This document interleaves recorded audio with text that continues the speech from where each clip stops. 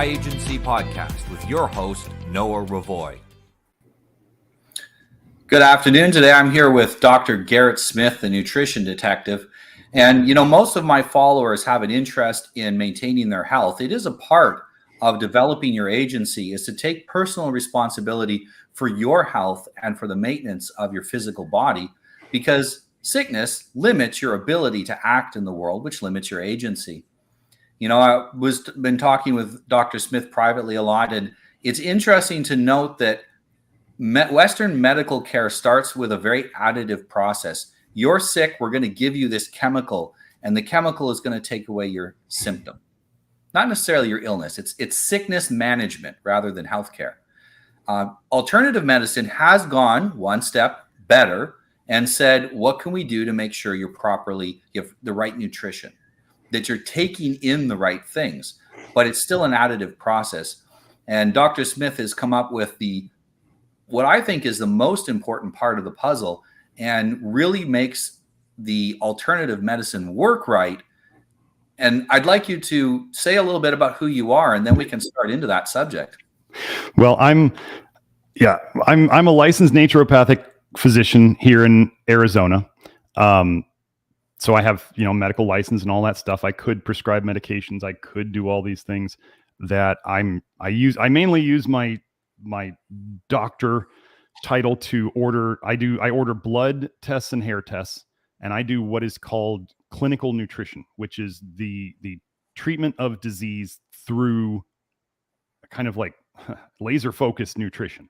But yeah, the kind of the sick care kind of thing, it actually, the funny thing is a lot of that approach is in alternative medicine too, right? So you have this symptom, you could go to the MD and get a medication, or you can go to an alternative practitioner and get an herb, right? I don't know if you know this, but like 70% of meds out there are derived from plant compounds. Yeah. So we have the herbs, let's say, which are symptomatic measures that have less side effects generally, but they're also less strong.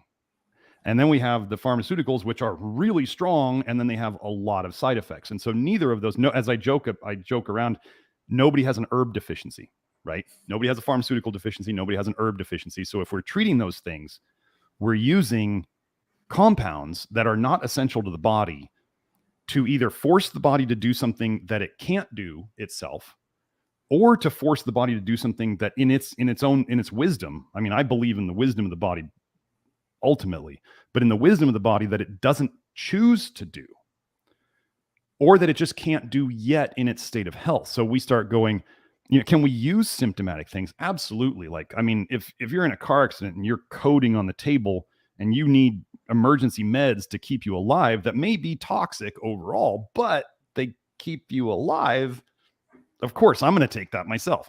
But for a lot of people, it's more, as I said on Twitter the other day, it's more important in today's modern world to minimize your intakes of poisons, because the poisons are coming at us from all angles. And even the stuff I get into is the unknown angles, like vitamin A is a poison and other things that people are doing, thinking that they're overdoing them, thinking they're good for them.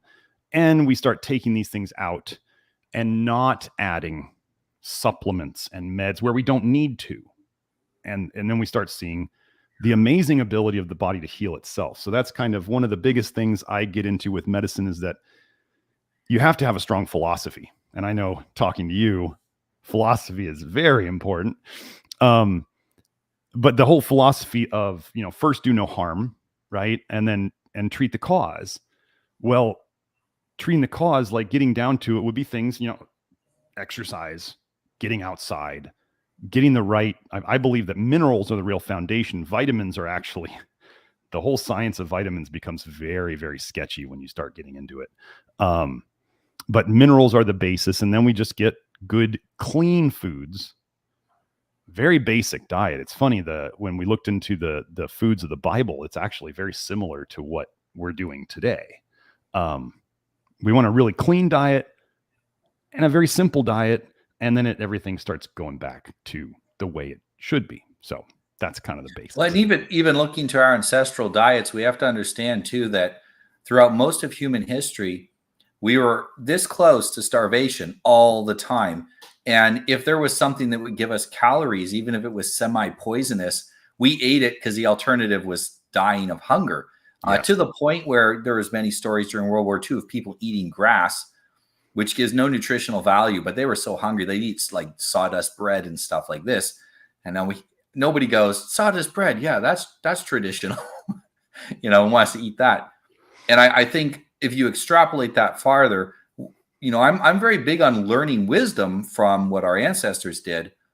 However, not everything they did was ideal in our times. So it was what was needed to survive when they were around, but it may not work in our times. And some of that is the way that we consume organ meats. Now, not all organ meats are the same, but the way that we consume organ meats, they often didn't have a choice. They had to consume organ meats. They had to eat everything. And we'll look at that and go, they chose to eat everything instead of they had to. And I think we're sometimes learning the wrong lesson. There's things you do in starvation and there's things you do when you have enough. What did our ancestors do when they had an abundance of food? Yes, absolutely. Actually, I just had a couple people on my YouTube comments. They actually said that their cats were catching animals and bringing them in as cats want to do, right? And the cats were actually leaving the liver. They actually did not eat the liver. And everybody goes, but so let me go into this. This is a funny story of how liver became this almost what's the word I'm looking for? Almost like a fetish. Superfood. Well, superfood, but it's almost like this fetish idea of this liver is so magically healthy and all this stuff. So the liver is by its nature a filter. It pulls things out of the blood. That's what filters do, right? The liver does absolutely store things. And the liver is a sewage treatment plant. That's kind of the way I term it. It is a treatment plant, but people tend to want to just grab onto one of those things and they'll say the other things don't exist. No, it's a filter. It does store things and it is a sewage treatment plant. So just the idea of if there was a working sewage treatment plant and people were to shut it down, kill the animal, right? The liver shuts down. What do you think the sewage treatment plant's going to be full of? Sewage, right? So we get into that. And then the idea of the liver, this traditional idea that the liver has to be is so wonderful and all this, where it came from, I think it came from just kind of the development of a mythology or an urban legend was when you think of, first of all, we do have in the fossil evidence, they've said that they can tell that there was a fossil, I think it was a Homo erectus, something like they were saying 1.5 million years ago, where they could tell that by the damage to the bones, that he probably had vitamin A toxicity, and they assumed it was from eating carnivore liver. Okay, so then we start going, okay, so there's people out there who will say that natural vitamin A is not toxic. It's absolutely not toxic. You can eat as much liver as you want, much egg yolks, as much dairy, all this stuff. It can't hurt you. Apparently, they didn't get that, and they talked about in the article. They said it probably took these early, people a while to realize to not eat carnivore liver. But when you think about it, when we just go by the logic of it, one of the things that is the easiest, they were talking about this in one of the articles, the easiest giant hunk of meat that is the easiest to remove from an animal is the liver. I don't, for those of people who have really gotten down and, cleaned an animal and gotten down in that stuff, to make one slice under the rib cage and then be able to basically go in and then pull out this liver with only a couple of cuts, right? And you can eat raw if you want. You could. So if you're at the end of a hunt and you're starving because you've been working hard to kill this animal and you're starving and you need something, there's calories right there. Right. Well, then the other thing you have to think of out in the wild, right? If you're going out, finding an animal out in the boonies away from camp, what happens as soon as you kill that animal? It'd be I think of it as like blood in the water, right? Now, all of a sudden the other predators go, ooh, I smell something. And then all the scavengers start going, ooh, let's head over there. And so you have, unless you want to be constantly battling away the scavengers and then the big predators who come around going, here's an easy meal, you may have to just take what you can while you can. And that's going to be a very quick cleaning. And that's really going to be like guts, you know? Well, also we forget the other thing too is that, if you got a problem with your teeth now, you go to a dentist, you lose a tooth, not a problem. They can drill a hole in your jaw and put a new one in. If you look at our ancestors' teeth, so they usually had pretty healthy like their teeth were good, but they were often injury induced loss of teeth. So it generally didn't happen due to cavities, but it happened because they were super violent. They loved punching each other in the face, and also they were hunting at close range. They weren't bow hunting. They were poking a woolly mammoth with a sharp stick. Ugh. So a lot of these guys would have had teeth missing. A lot easier to eat a piece of liver than a fresh piece of thigh meat. I don't know if you know much about how they age meat. The meat you buy in the store has been aged. It's far softer than when the animal is first butchered. A freshly butchered animal, that meat's hard like a rock. Like these animals, they spend all day running away from predators. They're solid. They're like a bodybuilder, just slabs of hard beef. You got to let that age for a few days. But if you're hungry, you don't got a few days. You need to eat now. Well, and cutting through the fascia, people don't realize like how having our modern cutting tools in terms of cleaning an animal just changes. I mean, if you're out there with sharp rocks, it's, oh man, I can't imagine.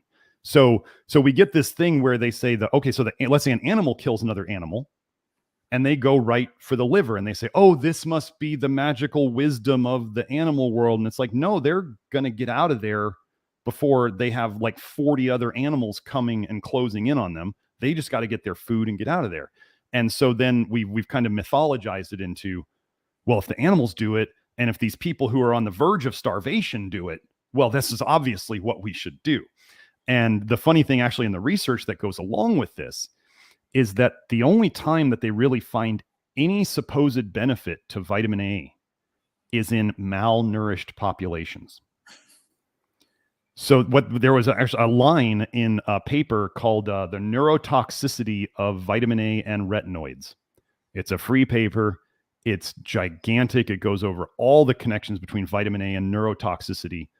And they specifically said in that paper that the more well-nourished a person is, the more vitamin A they consume, the more it would reduce their quality of life and increase their mortality. So well-nourished people would do very well to avoid vitamin A. And then and then other people, like let's say you're just, a villager, a tribal person, and you kill something and you eat the liver, and all of a sudden you feel this rush. You feel better because you just ate this food that has kind of a drug in it. Why did people find the cacao bean and start using it? Because they got some rush. They weren't putting it through studies. They were just going, hey, this feels kind of cool. Let's use it, right? So let's say undernourished people eat the liver and they go, this feels really great. Let's mythologize it and make it this thing that we eat it first and we give it to, the people of the tribe first. But when you think about it, I always joke about like in one cow, like if you had a tribe, let's say, and you kill a cow, like how much liver is really there? There's not much. So barely anybody's going to get any. Or it's either going to be divided and you're going to get such a tiny piece, or it's going to be a couple of the big dogs in the group get what they want. So anyway, it's just this, today is not the same as it used to be. And then we're giving cows, vitamin A supplements, and we're giving them, all this stuff.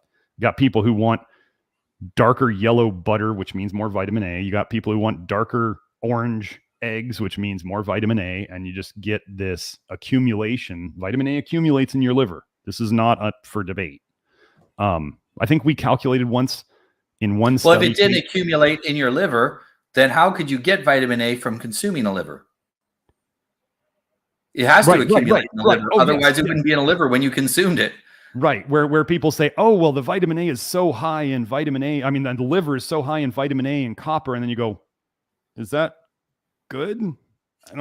But I believe that the liver accumulates these things, not as a favor, but because if it didn't accumulate them, it would have to go into your blood and then it would kill you. I was just going over in my live stream just before this about how in cancerous tumors, they always find high levels of copper. Amazing coincidence. I could show you the three of the things that I do work on in people every day in getting out of them is excess calcium, excess copper, and excess iron. Now, not every person has all of these problems. But what if I were to tell you, if you go into the research and you start looking around at what's in tumors and you start finding excess calcium, that's how they find tumors on x-rays, right? Isn't that, they do x-rays for bones, right? So if they're going to do a mammogram, an x-ray of a breast, what are they really seeing in there? They're seeing calcification. Anyone who's worked in a slaughterhouse knows this. I worked in a slaughterhouse, and if they cut into a cow and it had a tumor, it looked like the inside of a geode. Like there was big calcium crystals in, like fist-sized calcium crystals inside the tumor. And I remember seeing that and thinking, this looks exactly like a geode. That's a mineral crystal. What the heck? What is it? Like mineral crystal and some fats. What is that's there? It was, that's just a cyst. It's just a tumor in the cow. By the way, they'll just cut around that and still that cow still ends up in the hamburger. No, that's what my ex brother-in-law told me. He's like, yeah, when I used to work in this deli, and they were gonna make the liver pate or whatever, and he's like, yeah, you get these livers in, and you would just cut these tumors out of the liver, and then I was just going, that's disgusting. Like feeding cancerous tissue to people. I mean, well, and there's a huge difference between the toxicity level of feedlot cattle, feedlot cattle. And I've had pasture raised cows. Now, the interesting on the pasture raised cows, the meat's very different too. It's much darker, it's leaner, it's denser, it needs to be aged longer. If it's aged properly, it's just as soft, and I prefer it. I prefer the more intense flavor. But the livers taste completely different. Yeah. If you eat a liver from a feedlot cow, it tastes like manure. It does. To me, it tastes like barnyard manure. I eat the one from the other cows. It tastes like grass. Now, they might both have the toxicity, but our ancestors weren't eating feedlot cattle. Right. And then so those things, those excess copper and excess iron and other things that they find, like an MRI is magnetic resonance, right? And one of the things what's really magnetic in our bodies? Oh, iron. Weird that they would use this for imaging. So what happens with a lot of this, so people kind of know me as the vitamin A toxicity guy, but I've kind of turned into the cholestasis and toxic bile and this connecting all of it to the liver. But one of the things that we have a lot more of today is we have a lot more things that we're exposed to that can cause what's called a liver injury, and then causes bile to, whether it leaks into the blood, whether that's leaking into it from the liver directly, whether that's from the bile ducts, whether that's from leaky gut. So, I mean, what can cause liver injury that we are all exposed to? I mean, there's industrial chemicals, the pesticides and all that, all the nasty stuff in the environment. Pokies, shots. There's pharmaceutical meds. There's all the alloys or the what is it? The smelly stuff that's in every single product. Aldehydes, yes. In every single product, including a lot of things we consume, not just things we put on our skin. And I mean, like your skin looks solid, but it's not solid to a molecule. It's only solid to you can't poke your finger through it, but molecules just pass right through our skin. You put it on your skin what do you think is inside your digestive tract? It's skin. Yep. So it's the same. You put it on your body, it ends up in your blood. Absolutely. I mean, I use topical magnesium approaches, baths, foot soaks, oils, lotion. I let people pick one because it all gets in really well. So then we start going, okay, if magnesium's absorbed so well, and you have copper water pipes in your house going to and from your water heater, and now you've got copper in your water, you're going to absorb that through your skin. And that's like the nastiest type of copper you could absorb. So, and now there's a big movement out there in the health world where they're trying to say that copper is like, there's magically different forms of copper. And one of them is good and essential, and the other one is bad and terrible. And I go, like kind of with the logical stuff that I know you're very much into, we go try to apply that logic with mercury, because there's different forms of mercury. And people go, well, you can't apply that. Mercury's toxic all the time. And I go, how many other minerals are toxic in one form and completely essential in another? And they go, really? So this is a funny thing. I started going through the research, and there's chromium-6, hexavalent chromium, which is known to be very toxic in the water. Yeah. That was the whole movie Aaron Brockovich was about hexavalent chromium in Texas water. And then they'll try to say that chromium-3 is possibly an essential nutrient. And as I've dug further into the research, I found that there's a fair bit of research out there saying that chromium is not an essential nutrient, and that chromium in typical supplement doses is genotoxic, so toxic to our genome. And then you start Well, going, this is the problem with taking one of those mass spectrum multi-supplements, is that you have no control over what you're getting. You get everything because they feel they'll sell more if they put more stuff in it. So they'll include everything.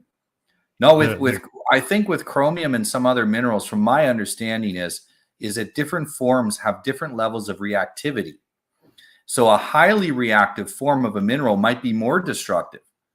That doesn't mean that a lower reactivity version of the material is less destructive. It just takes longer to kill you. Which, yes. I mean, if you got a choice between dying quickly and dying slowly, I mean, pick dying slowly. But if you can pick neither, get rid of both of them.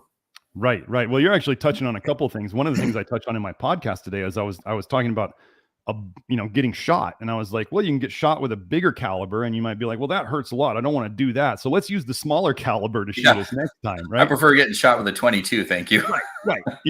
So, but then as I went to some of my trauma courses, and they were like, well, sometimes those small bullets tend to ricochet around more inside of you, and they tear up more of your insides than if they just went through you. So I was going, okay. But as you kind of went over, so I actually used that concept of the second part you were talking about, the long death versus the quick death. And your body actually could have choices of which one it's going to take. And it will do the things that may seem, some people may say, well, that doesn't make sense. And I go, no, the body's picking the slow death. An example would be calcium. So an excess amount of calcium in your blood, so things in your blood is where you tend to see the most symptoms. They're just floating around, and whatever's getting activated by this situation is getting activated. So high calcium in your blood can cause your heart real problems, right? Your heart's an electrolyte it runs on electrical chemical signals from what's in the blood. So high calcium in your blood can just absolutely kill you. So what can the body do to pick? That's the quick death. What can it do to pick the slow death? Well, it could put the calcium into your joints, into your heart, into your brain, into all the soft tissues of your body to get it out of the blood, because it has to pick the long, slow death versus the quick death. So when we start looking at it like this, and we go, well, why is the liver storing vitamin A? To keep it out of your blood. Because what does vitamin A cause in excess in the blood? Hypercalcemia. What do these vitamin D supplements cause if you get too much of them? Hypercalcemia.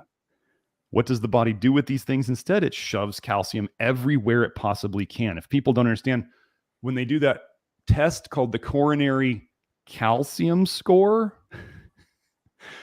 people will say, well, this is measuring the atherosclerosis, right? The plaque in your vein. And I'm going, they just called it. What do you think that plaque's made out of? Yeah. Right. Like they'll say, well, it's cholesterol, right? And I go, that's not what they just measured. They just told you the coronary calcium score. So a doctor told me that it was like, he says, imagine that it was a wall and the cholesterol was the mortar, but the main wall is built out of chunks of calcium. And so he said, yeah, there's some cholesterol there to attach the pieces of calcium together. But he said, if you didn't have the calcium, the cholesterol wouldn't be the problem. Right. It's like bones. When people say you need more calcium to make bones, and I go, what's holding all that calcium together? And then you go, oh, and then I say it's collagen, which is a protein, which is why they tend to see if people eat low protein diets, that will increase osteoporosis because you can't make the mortar.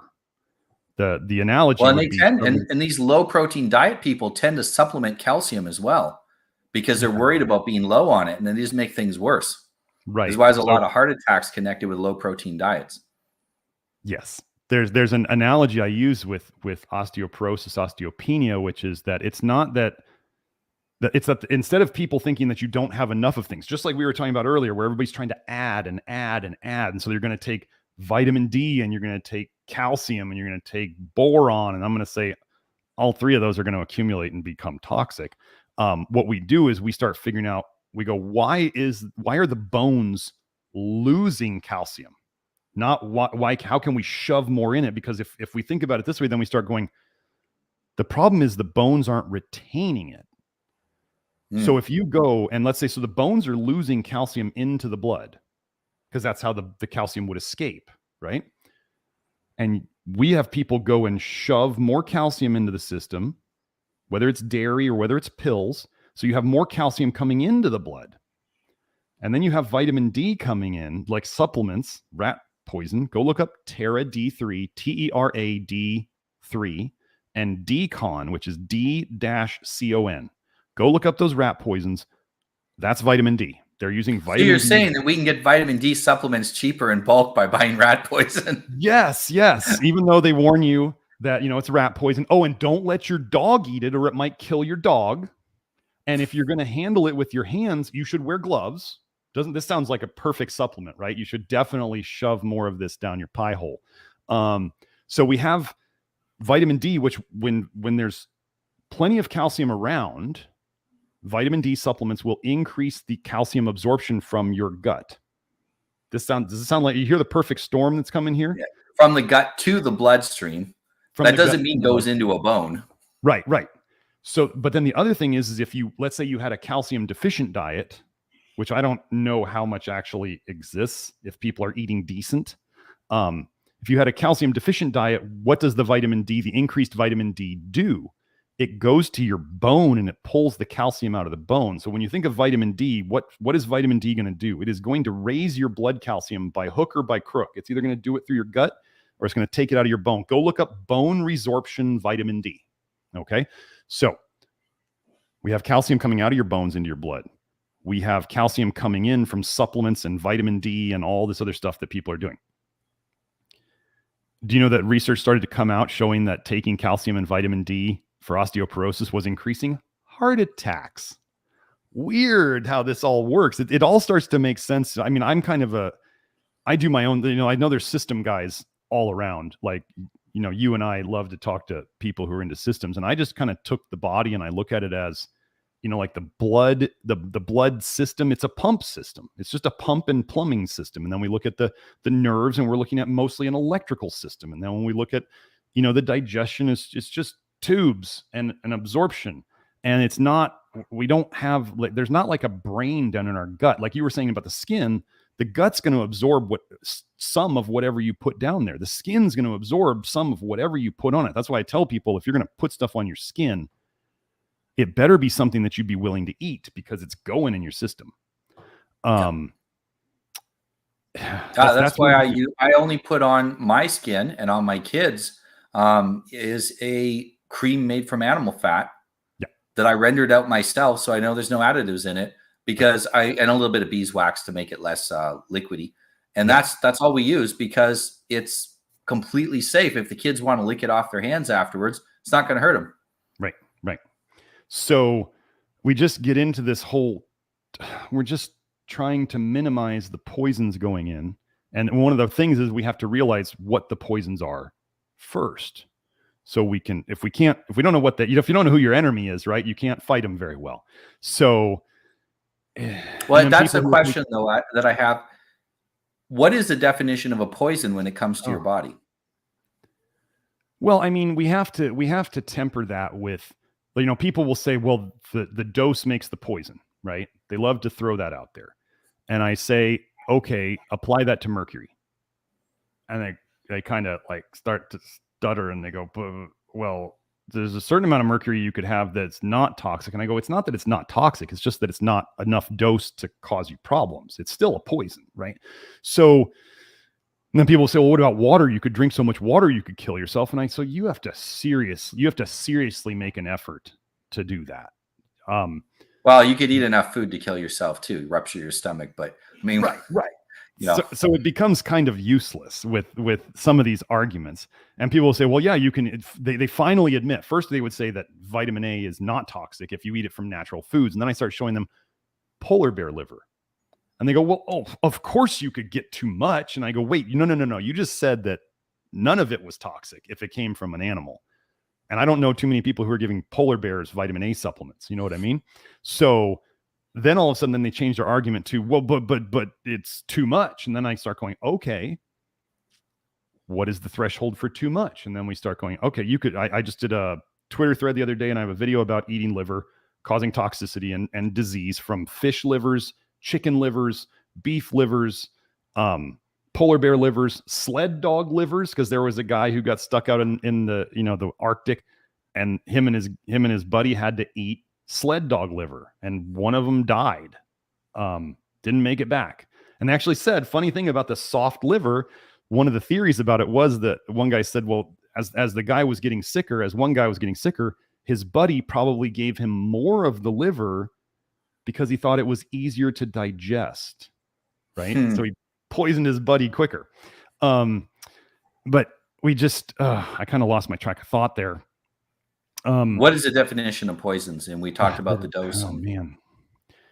Well, that's people. I know we'd love to have like a strict definition of it, but one of the things that we look at it. So with the vitamin A thing, there's acute toxicity. I mean, in those papers I went over, there was a Chinese child who went to the hospital after they said he ate 4 pieces of fish liver. 4 pieces. It seems pretty toxic to me, right? Other researchers have talked about the vitamin A toxicity because it's an accumulative toxin. We get into it could take years if you eat a low dose. All you have to do, I guess one of the things that would be with a poison would be that if you kind of go over a threshold, if you take in more than you excrete, just the simple math, just like your bank account, right? You want to make more money than you spend, right? If you take in more poison than you excrete, then you're slowly building it up with many things. And then it can slowly become a poison over years. It could become, as they say, a moderate dose might be, actually, if this is in a paper specifically, they say a moderate dose of vitamin A could become toxic in months to years. And then they were talking about like a low dose might be decades. An acute dose could send you to the hospital. And that's like we were talking about, go and look at some of the Amazon 1-star reviews of the ancestral supplements, organ supplements. Those were sending people to the hospital. So, well, and the thing too is you can't tell people that this dose is safe, because what might be safe for, you and I think you especially, your liver probably is working really good. I've been following what you've been telling me, and I know my liver is working well because if I drink, my tolerance for alcohol is like 4 times what it was a couple of years ago. Yes, not exactly our goal, but I mean, yes. Make your liver better so you can drink more. I don't drink very much very often, but occasionally I will just test to see what's going on once every month or so, every 2 months. And that's a viable way of seeing that it's working better. If I even if I drink a little bit, I notice it passes very quickly. I get very little effect out of it, and it passes very quickly. And to a point where it was almost shocking to me, the difference from when I was having severe health problems. I couldn't have a single drink. I would feel instantly hungover. To now, it doesn't bother me, and I get no hangover. Went out with my friends to 3-4 in the night, enjoying ourselves, dancing and drinking. Right. And the next day, I got up, bounced out of bed, felt great. Yeah. No hangover. So funny thing, there's actually research on, I think it was mice, where in the young mice, right? So less toxic mice, they gave them alcohol, and they saw that their ALDH, which is so what caused your hangovers was acetaldehyde. That's what kills people from alcohol poisoning. So ethanol goes through ADH, becomes acetaldehyde. That's alcohol poisoning. That's hangovers. That's all the stuff. This is why, like, people, if you're familiar with the Asian flush or the Asian glow, which is where, like, typically Asian people, who 50% of the Asian population has a slow ALDH, where they drink and one drink, they're getting flushed and they're getting giddy and like very drunk, and they have really bad hangovers from it. Some people call it an alcohol allergy. Well, so back when you were not well, your ALDH system, so ALDH, that detox pathway, as somebody gets sicker and more toxic, slows down. So this is like setting up a very vicious negative cycle. So your detox pathway, as you get more toxic, it slows down. So then it can't detox as well. So then you get more toxic and it continues to slow down. This is why so many people, whatever they did that they usually know, like, when I did this in my health history, that is when the shit hits the fan. That's when the slow spiral or the fast spiral. It's either the slow spiral started or the fast spiral. And they say, I was never the same after that. Yeah. And most of us know what that is, right? I mean, I know ketoconazole as a teenager, that was what started my whole thing. And I always wondered why I couldn't train as hard as the other guys, why if I'd train like 5 weeks in a row hard, I'd get sick. And I just didn't seem to have the hormone. Now that I look back on it, I didn't seem to have the hormonal gifts that the other kids did. And then I look at ketoconazole, and if you type in ketoconazole and testosterone, you'll find that it's well known that ketoconazole basically destroys your testosterone. But I took it for a skin fungus, which also meant I was toxic and nutrient deficient. But anyway, so the ALDH in young mice, they found that drinking alcohol sped up their ALDH. What do we notice about young people and hangovers? Yeah. Don't happen much, hangover, right? Yeah. Because they're not as toxic. So then they also did it in old mice. And what did they find in old mice? When the old mice got alcohol, their ALDH slowed down. And what happens with older people as they drink? Yeah. Everyone's like, oh, I'm 30, 35, whatever. I can't drink anymore. And I know people that they could drink like a fish when they were young, didn't even get drunk. They just got happy. And then they get into their 30s and 40s and they can't drink at all. They often have to go completely off it. It becomes toxic for them. So then when you started doing the things that I was suggesting, whether it's the minerals or the avoiding these certain toxins. Started with avoiding the toxins. That actually gave me the biggest initial, like I was a cod liver oil consumer. Oh yes. You know, and you're like, no, don't, it's poisonous. And I'm like, no, I have 6 bottles of the precious gold. Right. I'm gonna consume them. And yeah, I was like, what you said triggered me to start looking at my health because I keep some track of what I do and going, yeah, wait a minute. Whenever I ran out of this stuff, about 2 weeks later, I started feeling better. What the hell have I been doing? Right. So I just stopped taking it, left it in the fridge. And then I had it in the fridge for about a year and I threw it out. And I'm like, yeah, I feel way better without it. Didn't your son improve too? Sorry. Yeah, I was so bad. I mean, I probably look a little red because I've been out every day this week for an hour or two in the sun. I was so bad that I had to wear a hat to walk from my house to the car, or I would get like hospital level sunburn where I have to go to the hospital. Jeez. It was terrible. I was drinking 3 liters of water a day and still feeling thirsty all the time. Now I've got like a bottle of water here that I haven't finished yet today, and I don't feel thirsty at all. And I worked out today. My body doesn't need that flush, constantly flushing, desperately trying to get rid of whatever toxins I have. The difference has been fantastic. And the initial part was just don't do the thing that's making you sick. Like, you know, the do no harm at the beginning. And that was, I mean, that's free advice, people. Stop taking vitamin A wherever you find it. It's easy. Yeah. You'll get half the benefit just from that. Yeah. I need to redo. I'm going to take my cod liver oil video that's on the YouTube and I'm going to turn that into a Twitter thread here because I just got some more information that I can add to it about acrolein in it, which is an aldehyde, and how some of the toxicity they got out of these rats. They were giving these rats like cod liver oil and they were becoming infertile. They were getting kidney problems, liver problems. It was just awful. And there was a doctor who was taking, but he was taking like 8 times the dose of cod liver he's supposed to.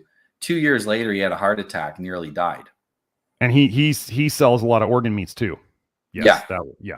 So well, they were using fermented cod liver oil, which is lunacy and completely just pseudoscience because oils don't ferment. You need carbohydrates to ferment.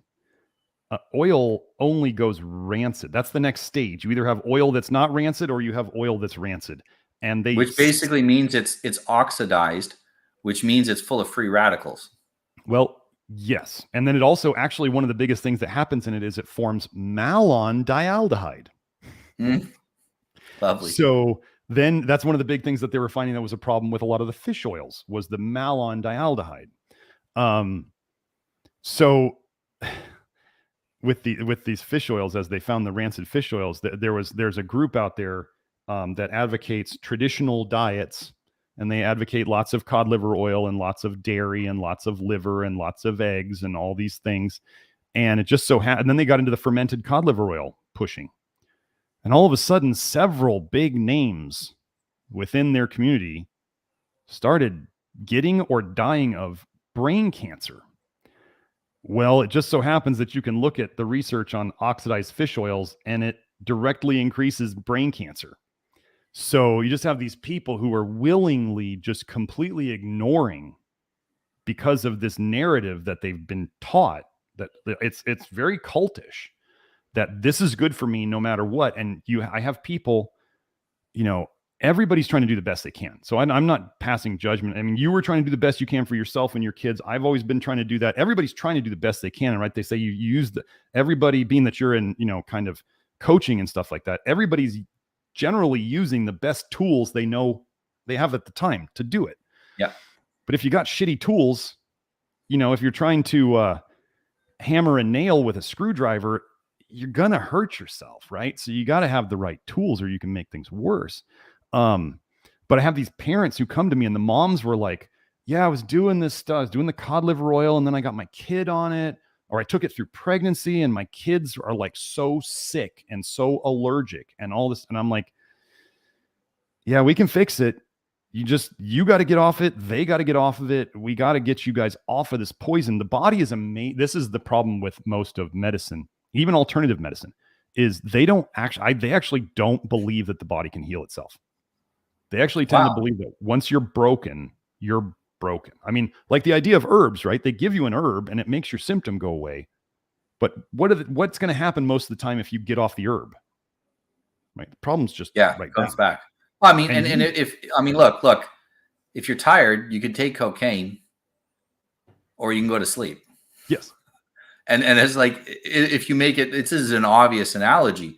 Not all herbs are good for you. And I remember my grandfather, he was very much into, using different herbs for healing. And he said, he says that mostly he said, this is to get over acute problems. He said, otherwise nutrition is how you stay healthy.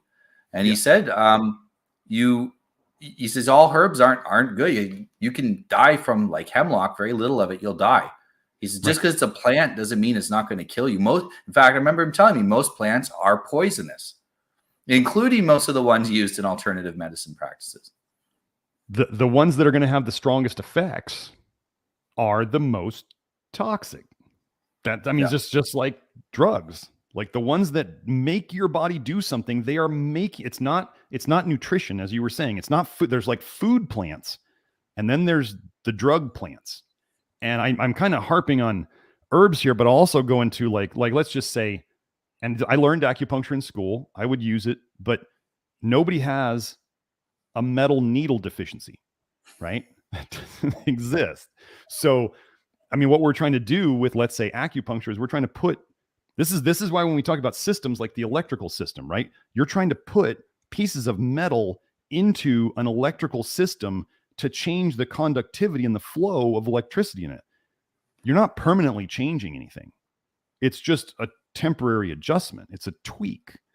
And, but that's also why in Chinese medicine, they would do herbs, because they're actually, I believe that kind of traditional Chinese medicine, the herbs in it, but yeah, of course, can they be toxic? Absolutely. But I think they were actually trying to affect the nutrition of the body by giving these concentrated forms of these things.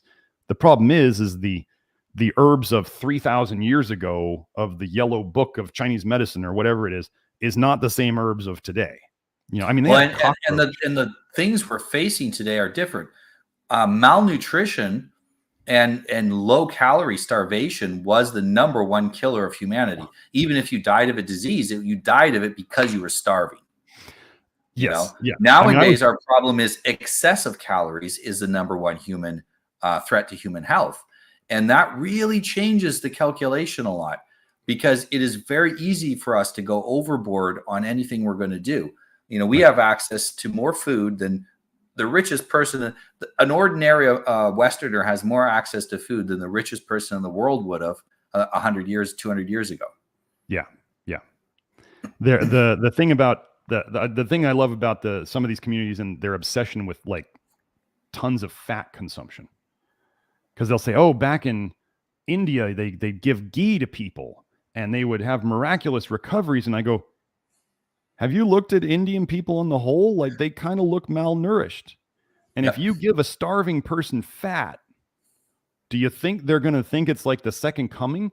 Of course they are, right? You just gave them calories. That's what they needed. I mean, I tell people on my program, like, because a lot of people, they come into it and they're starting to eat a lot of whole foods. And I say, you may not realize how not calorie dense these foods are. And if you're under eating, you're going to have a bad time. You're going to feel bad because you may be full, but you may not have got enough calories. And so we kind of have to temper all of this. The things in the research that cause liver injury. How do they give rats and mice liver injuries in studies? High fat diets or high fructose diets or low protein diets. So then we start looking at a lot of the fad diets out here today and you start going, ooh, I see some high fat diets and I see some high fructose diets. Like think of the carrot juicing, right? Yeah. Or the carnivores who did a high fat, high vitamin A diet. And then they finally realized that maybe this wasn't going so well. And then they start eating lots of fruit with it. And you're going, wow, you just took vitamin A, high fat, high fructose, and you just combined it all. And I just wait them out. It's like I'm doing a siege. I just keep presenting the evidence and people are going to put it together. They're going to start to see, oh, wait, crap, my health problems that were gone. But so here's the magic thing. Like we talked about drugs. Drugs can relieve symptoms at the start. The problem with using any kind of drug-like thing, whether that's a herb or supplement or whatever, is it's called the duration paradox, which is later on the problem comes back and it's worse. I've talked about this with like, you brought up cocaine, caffeine, right? People can use those at the start and they feel amazing, right? It has a definite drug effect. Even fasting, although I still think that it's good for psychological reasons more than physiological reasons, and I do fasting as well, it is not a substitute for a functioning detox system. Oh, yeah. Well, I remember in naturopathic school, we were taught that like after about 3 days, you run out of the amino acids that you really need to run the detox system. Yeah. So if you're not eating, how do we get rid of most of the poison out of the liver? We get rid of it through the bile. What triggers the bile to dump? Well, the main thing is eating. So if you're not eating, you're not dumping bile. And I was just reading the other day, people were talking about fasting experiences and they were saying, yeah, I felt really great at the start. Why might they feel great? Because they're not dumping bile and it's not going back into their bloodstream, causing them all their symptoms. Okay, so they feel better because they have less bile in their blood. That's only proving my point. But then they were saying as they went longer into like the 2 weeks, 3 weeks, 4 weeks, there was often a moment where all of a sudden the shit hit the fan and they felt terrible.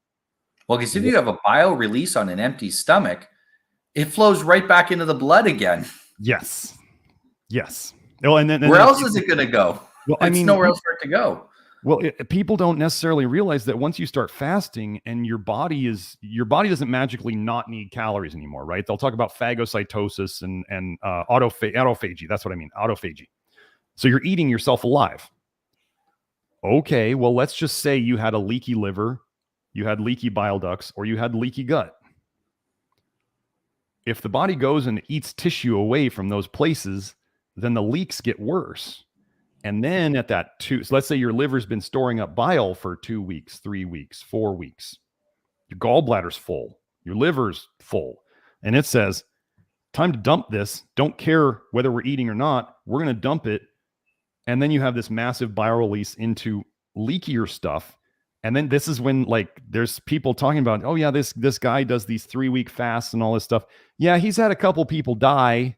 And I'm like, so safe and effective, right? It is effective. Their health problems were gone. Problems were gone after that. They didn't have any.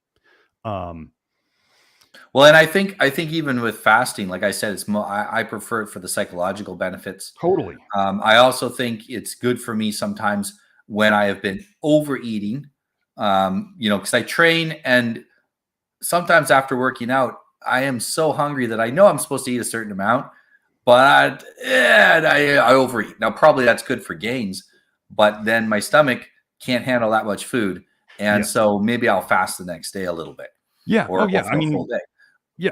Studies have shown with kids that they regulate their food intake very well. If they overeat one day, they're going to undereat the next day. Yeah, exactly. That's a when I was very, very ill, like near to death. I was so ill I was nearly dead. I was fasting for a week or two, and I would start to feel better. Every day I'd feel a little better, and I needed to do it to get the clarity, because I was so sick I was hallucinating. I needed it to get the clarity to go and figure out what was wrong so I could start getting better. And that was useful. But I noticed that every time when I start eating again, I would feel worse than I ever felt before. And it was a downward cycle. So what you did when you started eating, this is why they'll say when you break the fast, you need to eat very light. Yeah. And what does the term light mean? What are they saying don't eat a lot of? What I started eating was lean meats and potato. Lean. Yeah. Right. You probably weren't adding a ton of butter or sour cream to the potatoes, right? Lean meat, a little bit of like Ricola or a bit of a bitter green, just because I like bitter greens, and but of a small amount of it. It's more for flavor than anything, and some potatoes, because potatoes were digestible. They didn't cause me a lot of problems. Even then, it felt like pins and needles all the way down my digestive tract because it was so messed up. But that got me to the stage where I wasn't dying. Right. And then I was able to start working on it from then. But I'll tell you that thing of, I take cod liver oil, I start feeling better for a while better. And then I'm back to feeling like crap again. I'm like, maybe I need to take more. Right. Double down, right? That's the best approach. Double down, right? You're like, well, this didn't work, so I obviously just didn't take enough. This is exactly what the alternative world will do. They're giving people poisons like vitamin A in whatever forms, as an example, and they'll say, well, I felt better at the start, but I started feeling bad again. They'll go, oh, you're detoxing. You need to take twice as much cod liver oil. And then they do. You want to know, I had a woman who did this. She was working with one of the big names in the bioavailable copper realm, and she was taking her cod liver oil. She got worse. Okay. They said double down, 2 tablespoons a day or whatever. That's a lot. I'm getting worse. Triple down. She got a stroke. Her neurologist said to her, I think you might have vitamin A toxicity. And then she went and started Googling, and then she found me. Now, what happened after we started doing our work? Well, instead of her continuing to be multiple chemically sensitive and basically homebound, she was so sensitive to poisons in her environment. She actually told me she would sleep outside at night, like on the concrete, because she couldn't be in the house with the toxins that were in the house.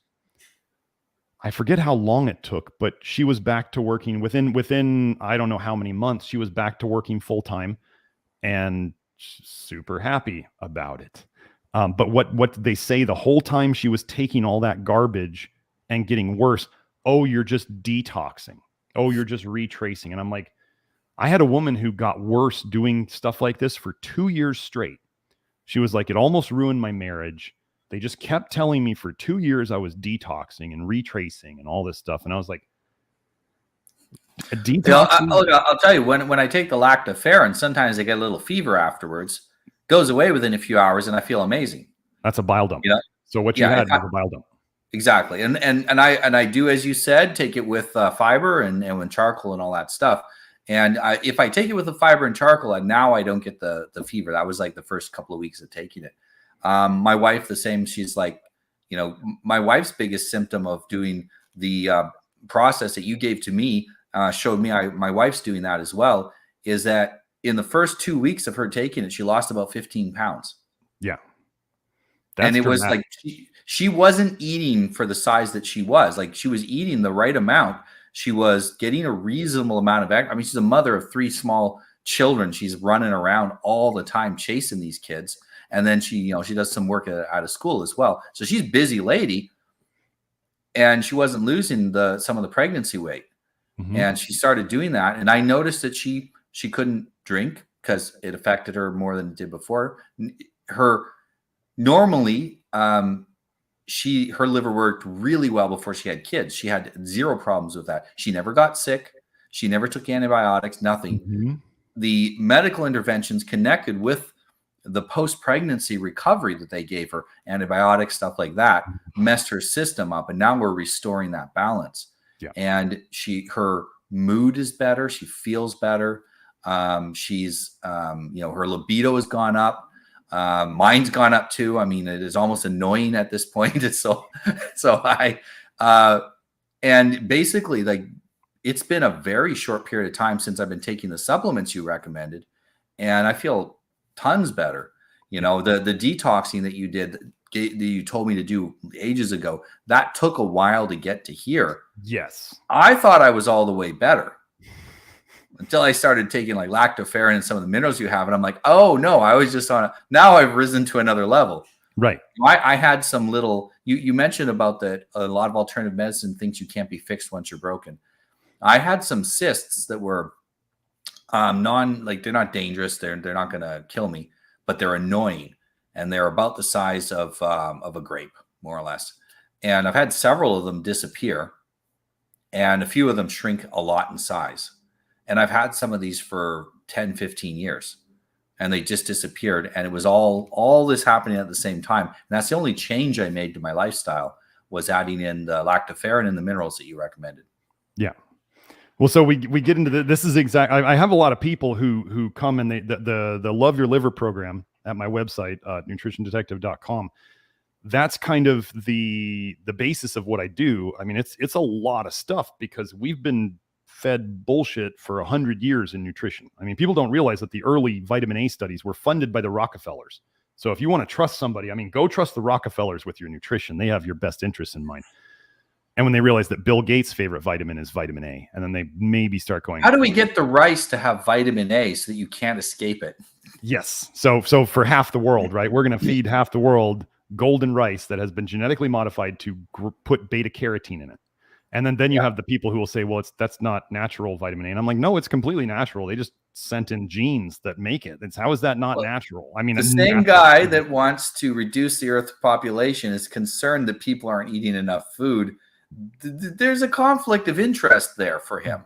Actually, you know what? On the Gates Foundation website, they were complaining that CUFID was reducing their ability to get vitamin A to people. They were complaining about that. We can't poison them fast enough. We can't poison them fast enough. And then a lot of times they also sponsor around the world when they give the jabs, the pokies, they will give a vitamin A injection at the same time. Yeah, I've heard that. They're also doing this with newborn babies as well. There's a bunch of there's vitamin B and some other injections that they give them. And I remember looking at the quantity they were giving them, and it was like a 6-month supply of that vitamin given to you all at once, where vitamins have a half-life. Mm-hmm. There's no way that you could digest all that. Why are they doing it? Why is it that what is one of the big negative effects of vitamin A toxicity is reduced fertility. Now, despite having been so sick, I still have 3 kids. Right. But that's me. And another person, they might end up infertile. And I think it'll have a lot more effects on women. Women's fertility is much more sensitive than men's is. And we have seen, though, in men and women, drops in testosterone over the last 100 years since the vitamin A research was done. Drop in testosterone, drops in fertility, sperm are dying. Women are having a harder time having regular cycles. Their periods are irregular. They're having problems with I can't remember. It's like very painful periods, but it's connected with infertility issue. Dysmenorrhea or oligomenorrhea or endometriosis. Endometriosis, that's what it is. These problems are becoming more and more common at the same time that we've never had access to more nutrition in the history of humanity than we have now. Superfoods. Yeah, we got, you can buy as much food as you want, any food that you want. You can still get very high quality pastured meats. You can get everything you want. And it's never been easier. We don't have to risk our life to go out and get meat. I mean, this sounds great, right? We should be fertile. Every woman should be able to have 10 kids and still look like she's 20 at the end of it. But no, something's going on. We're not getting the results that we should get from all the wealth we have. Our dirt poor, literally living in a dirt floor house, poor ancestors 200 years ago were more fertile than us. They were pumping out 10 plus kids. What are we doing? What are we doing? Well, I have a couple videos on my channel for people who are interested in this. I have a video about infertility and vitamin A and how this is well known in the literature, both in animals and humans. I have a video on what birth control does. What if I were to tell you that birth control has been shown in research since 1975 to both increase vitamin A and increase copper in the blood? Well, birth control is not vitamin A, and birth control is, well, they use a copper IUD. They stick a piece of copper into women to make them infertile. Boy, that should wake you up. But how is birth control raising vitamin A and copper in the blood? It's injuring the liver. Yeah. And then we're getting that vitamin A and copper leaking through the bile system into the blood. And well, this is not the first time that we've used a mineral in pipes and other places to do with our food that poisoned us. The Romans, they had lead pipes. And if you told a Roman, oh, those lead pipes are poisoning, you're crazy. We've been doing this for years. Everything is fine. And we have to be careful of saying, well, this is the norm, therefore it's good for us. Because we've had lots of norms in the past that weren't good for us. We know that. And eventually we learn and we look back and we go, oh, those guys were so stupid. Right. How could they not have figured this out? Why weren't they figuring out why everybody was going crazy from the lead containers of the wine and the lead pipes and all that stuff? And gosh, it seemed to tear down an empire. And I go, well, we got all this. I mean, are we having toxicity tear down empires today, especially in the US? So, well, I don't know if you know this, but even with copper cookware, they did discover years ago that copper cookware poisons you. And the French copper cookware is all lined with tin in order to prevent the copper from touching the food. Right. So, I mean, the idea that copper is toxic is well known. We just forgot it. Right. We just decided that, well, no, there's people out there pushing it as like you need copper to now. So I'm hedging my statement here. I am not sure yet that copper is an essential nutrient or not. I'm not sure that we need any of it.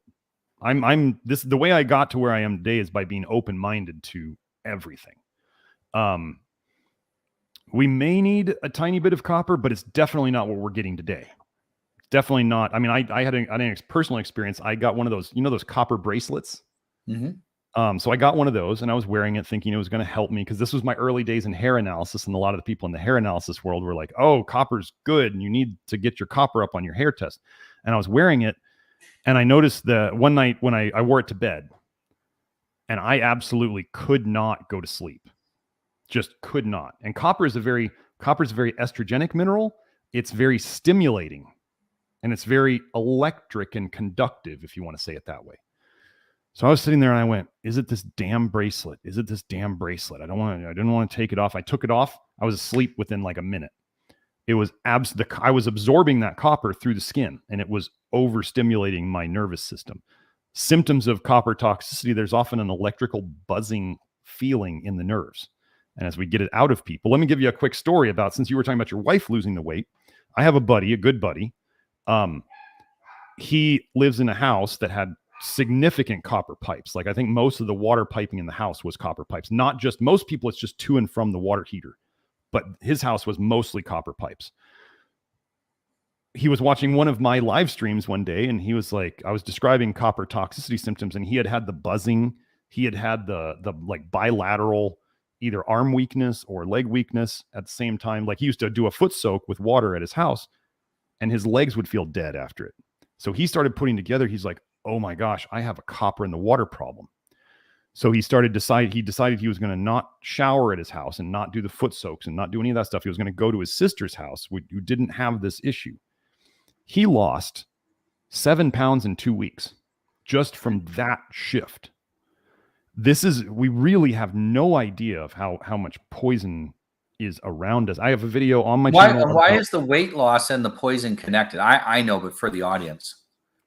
It's mainly, I mean, I did a thread on Twitter about how vitamin A is very, it's anti-testosterone and very pro-estrogenic. Like vitamin A has been shown to Yes. increase aromatase, right? So it'll turn more testosterone into estrogen. Estrogen loves to make body fat.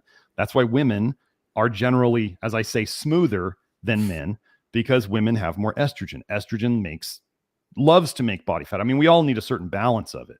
Yeah. We can't have none, because as bodybuilders found when they used anti-aromatase drugs, they would get lots of joint pain because they didn't have enough, whether it was water or cushioning or whatever. Also, it makes you sensitive. So if you have too low estrogen, you can try to have sex, but you're not going to orgasm because you have no sensitivity. So yeah, there is the right amount. And I think it's more of even, like you said, I think you mentioned a ratio. It has to be the right ratio for you if you're a man, different ratio for women. Well, but in terms of zinc and copper, as an example, I shoot for the same ratios. I'll tell you, like, there's certain patterns in men and women. I generally shoot for the same numbers on a lab test, but what it takes to get somebody there is very different. I can tell you that if you had a man with a high blood copper number and a woman with the same high blood copper number, so they have the same number on their blood test, I can tell you that man is way more messed up than that woman. With ferritin, with iron in the blood, a man can handle a much higher level of ferritin in the blood than women can. Hair calcium. I had a woman who took cod liver oil for 5 years. The hair calcium I want is a 40. Okay. It's fairly common for women to come in with like high 100s, or like 200s, somewhere in the hundreds to 200s, which is significant. And they're usually having lots of symptoms of high calcium. They're having blood sugar problems. They're having hypothyroid problems. They're having lots of joints cracking and popping. Just so you know, if you have lots of joints cracking and popping, you got a calcium problem. That's why it can get better, and you can do things and it'll get better and go away. Like you start using magnesium and you go, wow, my joints aren't cracking and popping and they're not as stiff. Well, that's because magnesium directly antagonizes calcium and helps dissolve calcium deposits. So that's how that works. It's all systems. But I had a woman, she took cod liver oil for like 5 years straight. Highest calcium I've ever seen was 700. It took 2.5 years of solid work to bring that down to below a 40. And then now we've got her right around the 40. I mean, we can fix all these things. It just takes time. I've gotten a ferritin of 550 down to a 50 within a year. High copper. I have some women, this is how bad the problem is. I have some women, I've been hammering on their high copper for 3 years, and I can't get it down. Like, it's not budging. And then there's these people, these jokers out on the internet talking about you need more copper. And I'm like, do you have any idea how much is stored? It's hard to get it out. It's just, I mean, I was talking to somebody on my live stream today. Well, copper's not very water soluble. Like calcium's water soluble. And so it must flush out easier. I was having some problems with a lot of my muscles being like, I'm fairly fit and my muscles being hard as a rock, even when I was relaxed. Okay. And it was probably because I was taking too much vitamin D supplements, which you told me to stop, and I stopped. And I've been getting some therapeutic massage. And she said, like, she was working on my pecs last time, and she said, I've not seen like this hard muscle before. And she says, you're just like a rock. And I'm like, I'm relaxing as best I can. And she had to switch to some like less intrusive methods than she was using because it was hurting too much. And as she's working on it, I can hear it breaking up. She says, you hear that sound? You hear it breaking up? She says, it's breaking up. She said, the breaking up the calcium and the scar tissue you have in there. It's calcium and scar tissue all through all my muscles, but that's where she was working at the time. Now, when she broke that up, afterwards, I was lightheaded from all the calcium goes into my blood. I was lightheaded the rest of the day. Like I got off the table, I nearly passed out. And it wasn't because of the pain, because the pain, I wasn't hurting at that moment. Right. But I was lightheaded. It felt like an electrolyte issue because I've worked out and then had to take electrolytes to compensate because I was losing them. And it felt like that.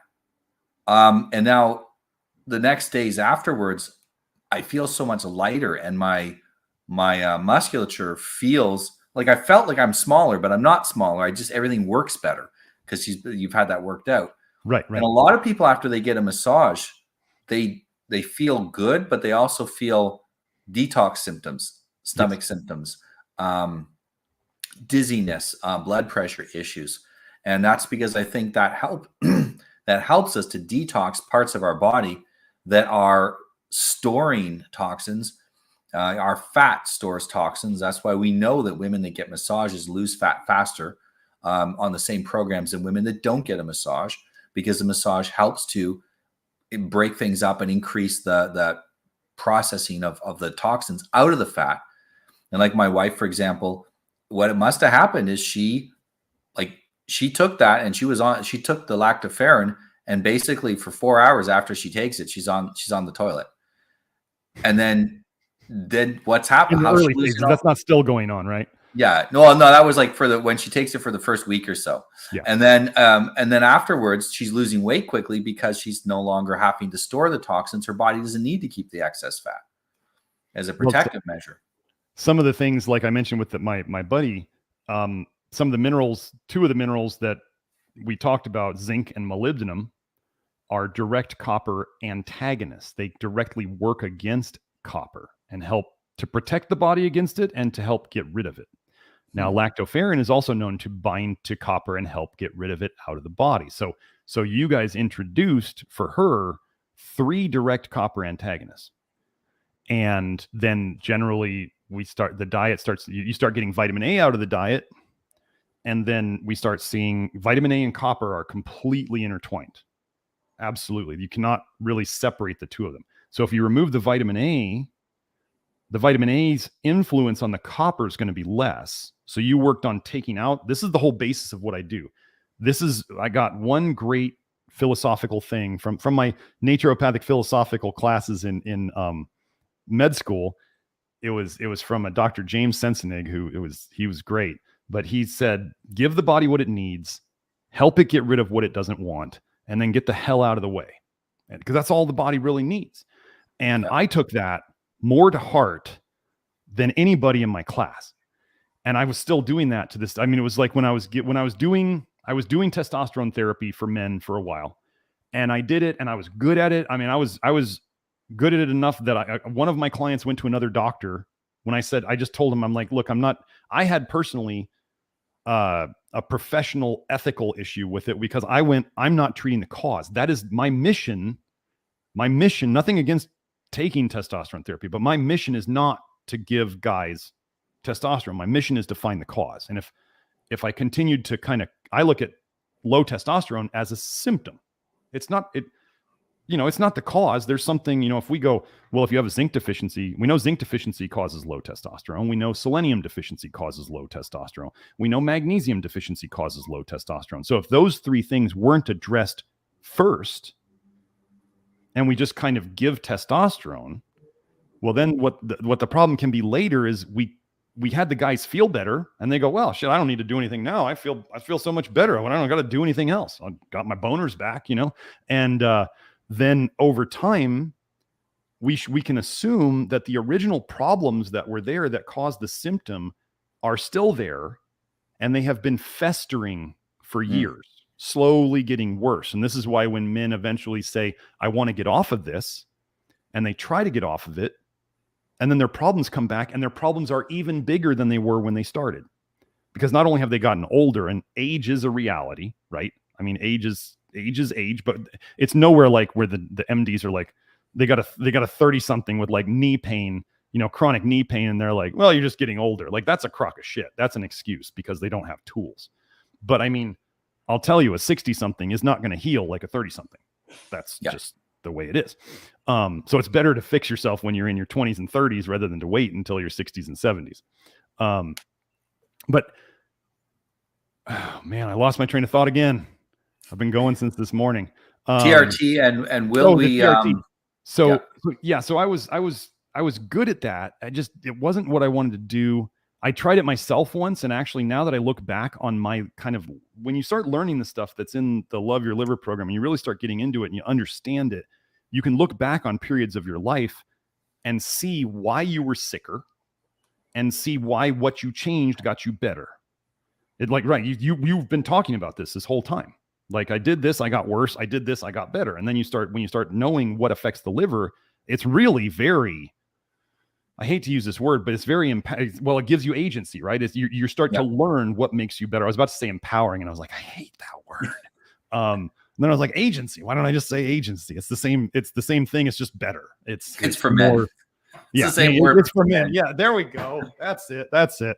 So, when I looked back, and I did about 6 months of testosterone therapy, and I was super responsive to it. Like I always knew that I like that low testosterone from like my youth. I decided to get on. I was only doing like 150 milligrams a week, like not much, but I blew up from like 190 pounds to like 220.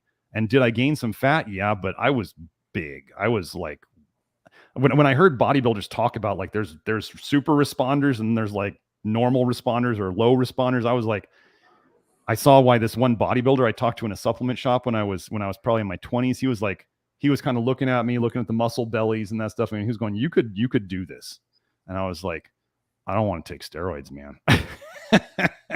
So anyway, I responded really well, but I did tend to get more irritable. Mm-hmm. I did actually, it was, my ex-wife could always tell when I took something that either was testosterone or those testosterone boosting herbs, because I would definitely get way more argumentative. My fuse got way shorter. And in Chinese medicine, they say the liver is the seat of anger and frustration in the body. So if the fuse is getting shorter, the roid rage thing, right? And then people say, well, it's not really roid rage. It's just, if you take an asshole and you make him bigger and stronger, he just becomes a bigger and stronger asshole. And it's like, well, kind of, yeah. But if it's affecting your liver, it's going to make you. Well, part of it is understanding how testosterone works in the body. Your body doesn't take the testosterone and use it directly. It takes the testosterone and converts it into various other things that trigger and stimulate your body to do stuff. And if you don't have the right mineral supplementation, like when I got on TRT, my doctor prescribed certain minerals that basically it's what you suggested I take. And I just didn't take it right away because I'm like, don't need it. Got testosterone.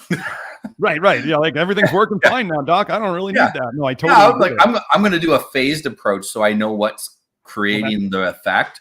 But the effect was good enough. I was like, yeah, I don't. And plus, they were charging. Now that I know how to buy the stuff at a reasonable price, they were charging more than they were for the TRT for magnesium pills. It's like ridiculous. Yes, they get way more. They got to add the next layer, right? Because a lot here, they're just sending you to the pharmacy, right? So the doctor makes no money on the actual testosterone, or they make sure to figure out how to sell it through their office, but it doesn't cost very much.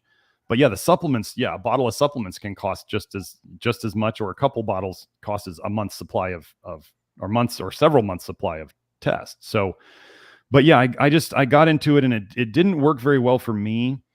And I look back now and it actually, some of the fat that I gained during that took me a long time to lose.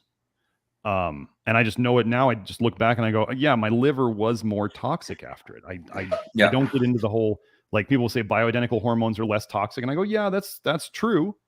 But then we get into the question of, why is your body not making it? Is it because it can't? Is it because it doesn't want to for some protective reason? Or is it because it can't do it yet? And then we just, there's a thing in the anti-aging world. If people start looking into the histories of anti-aging doctors, there's no anti-aging doctor living over 100. They're dying in their 50s and their 60s, maybe. They're dying early. They're taking everything they got. Mine's in his mid-70s, so he's doing better than average. Depends on when they started on it, right? Yeah. I mean, because, that's why I tell people, they're like, well, why did my parents not get sick until their 60s and I'm getting sick in my 20s? And let me make that a little more. Maybe why did they get sick in their 50s and I didn't get sick until my 30s? And I go, well, if you think of that, that's a 20-year offset, right? So let's say everybody started getting exposed to a certain toxin at about 20 years. Your parents got old. Your parents had less time exposed to the toxin, or they had the same time. It just started later in life. That's what I mean. It just started later in their life. So and trying to compare these things, it's like when people think they're eating the traditional diet of their culture. And I'm like, no, you're eating the Americanized version of it. You have no idea what they ate. Like, think of how many people over the years, rice and beans has been just fine a diet for so many places around the world. It may not be the great warrior diet, but it worked. You know what, the diet of the tallest, strongest Europeans who are responsible as a tiny country for a tremendous amount of innovation, the Scots, all they ate was oats and butter and some sheep. That was about it. Oats, butter, sheep. Occasionally they had haggis, which had liver, but otherwise it was mostly oats. Like, oats was their number one source of calories. Oats have soluble fiber in them. Soluble fiber absorbs bile in the gut. So it will soak it, it will hold on to it, and then you crap it out. Yeah. Now, what if I were to tell you that, like, on the old, like, I've looked at diaries of food logs from the 1500 sailors' boats. And when you start looking at it, you start seeing a fair bit of vitamin A, and then you also see the fact that they didn't drink water; they only drank alcohol. They got, like, beer. And if you start thinking of a perfect way to get toxic, that could be it. And then they'd say, oh, they would get scurvy, right? But here's the funny thing about that story: the doctors, some of the ship doctors, said, well, the sailors really loved it when they got oats in their rations, because it warded off scurvy. And when you know anything nutritionally about oats, there's no vitamin C in oats. I don't think there's a vitamin anything in oats. Right. It's like carbs and soluble fiber. That's it. There's a decent amount of potassium in them. Actually, a cup of dry oats has about 500 milligrams of potassium, which is about the same as a banana, but not everybody's going to eat a cup of oats. You know, that's a fair bit of dry oats, right? You're going to double that with adding water. But how could oats ward off scurvy? Well, if I were to tell you that I have a paper called Hypervitaminosis A, so excess vitamin A toxicity, and scurvy, they actually showed that in dogs, the exact same symptoms of scurvy were exactly the same symptoms as vitamin A toxicity. So what if on those boats where they were eating, I mean, they were saying on those boats, they were cooking their food in fish oil. You want to talk about oxidized nastiness, but also tons of vitamin A. Let's cook everything in fish oil. And so then you have this, it's just vitamin A stacked on top of each other. Then you had drinking alcohol. Well, I don't know if people know this, but retinol, what they call animal vitamin A, retinol is an alcohol. So you got retinol alcohol, you got ethanol alcohol. And then oats seem to make everything better, because soluble fiber is actually one of the things that can help people. So, well, let me explain this a little better. When you dump bile from the liver, it goes into the bile ducts, it goes into the guts. If everything was working correctly, it goes down to the guts, and then you're going to poop out each day. The science says you're going to poop out 5% of that bile. So you're only getting rid of 5% of your bile in the poop each day. 95% of it is reabsorbed in what's called the enterohepatic circulation. So your guts reabsorb it. It goes into the portal vein and goes right back to your liver. So it's like a recycling loop, right? Only getting rid of 5% a day. So if you can eat something, some of the things that absorb bile that are natural that we can use, one of them is soluble fiber. Another one is charcoal, which has had a healing reputation for how many thousands of years? We've even got research on animals consuming burnt, like charcoal trees from fires. Why do they do that? Because it soaks up stuff in their gut and it holds onto it so you can poop it out. Now, charcoal can be so good at this that it soaks up too much bile, and people don't realize that it's actually the bile in your gut that is the trigger for you to poop. So too little bile in your guts, you don't poop, or you don't poop as much. Too much bile in your guts, you get diarrhea. Too much bile in your stomach, you vomit. So I was just talking to a guy yesterday, a 21-year-old kid vomiting every morning when he wakes up. And I said, see, I've learned this stuff well enough over time. I know the circadian rhythm of bile. I said, is this tending to happen around like 3 a.m.? He's like, Yeah, man. I wake up at like around 3:05, and then about 5 minutes later, I'm throwing up. And I said, what color is that bile? Knowing what it was likely going to be. It was going to be yellow. And he's like, it's yellow. I'm like, you're throwing up bile. And they've been to all sorts of gastroenterologists. They had them on 3 drugs for it. I went over like some soluble fiber and some charcoal solutions and how to dose it and how to time it, and just to get back in touch with me, because these things are, when we're trying to fix these things, I mean, the thing to know about that approach, that's a symptomatic approach. That's like, I'm throwing up every morning. They gave me 3 meds for it. The meds aren't doing anything. What can I do to not throw up? And I was like, okay, we're going to soak up that bile, and here's how we're going to do it. And I told him to get back in touch with me, because just like any coaching, right? You got to do follow-up. I mean, I told him, if everything works great and you figure it out, then his dad's a friend of mine. I said, just have your dad text me, tell me everything's great. You figured it out. I also told him that if you want to stop this problem from coming back, we need to fix your liver. But I mean, I just talked to him for a half hour. I was like, do this, get back to me if it's not working, which is what I do with my consult clients. People who buy packages of the hair and blood testing with me, I consider follow-up so important that I give them, with every package they get, a package is basically good for up to 6 months. I want to retest people in 6 months. I tell them to come in, and I do office hours. I call it office hours. So twice a week, I do just an open Zoom meeting. So it's a group thing. If people are like, well, medical privacy, and I'm like, we're just talking about vitamins. We're talking about minerals. We're talking about pooping. We're talking about that stuff.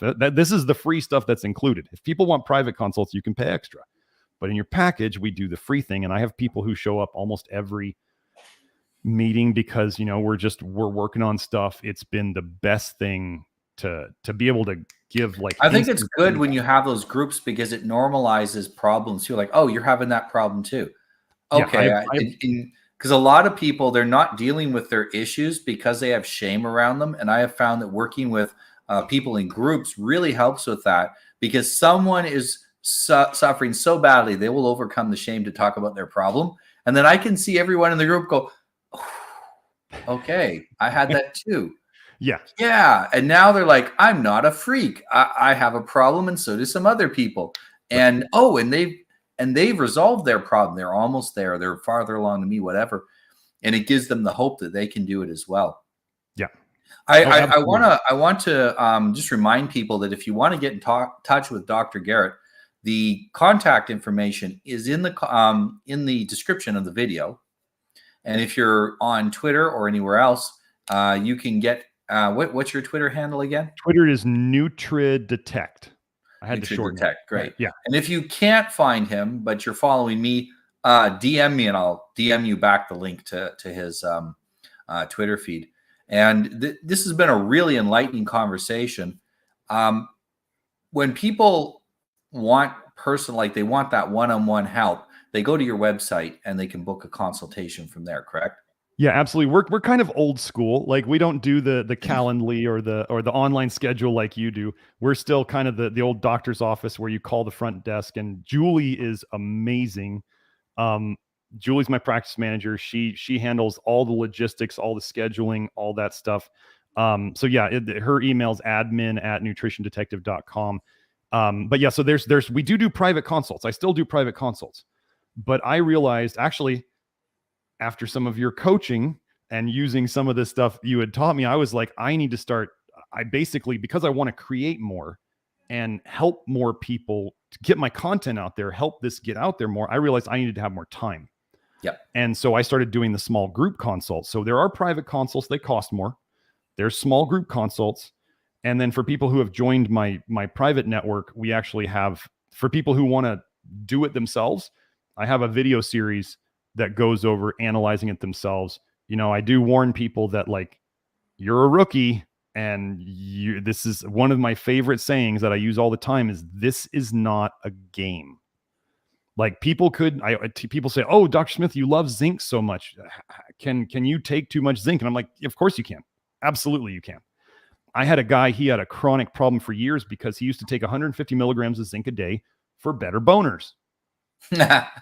And well, that works, but he said it would work, until all of a sudden he started feeling bad from it. And then he had to take copper, which is a zinc antagonist, right? They antagonize each other. He had to start taking copper to feel better for a couple days.